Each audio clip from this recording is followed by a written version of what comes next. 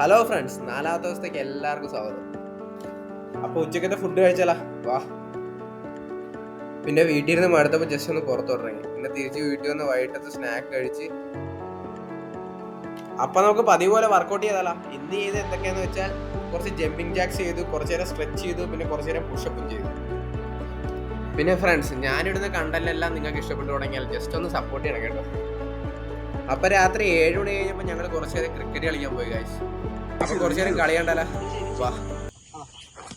Super shot.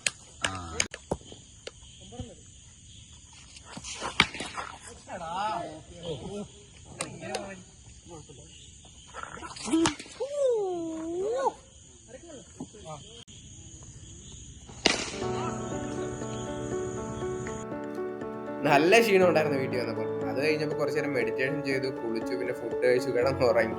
അപ്പോൾ ബാക്കി നാളെ.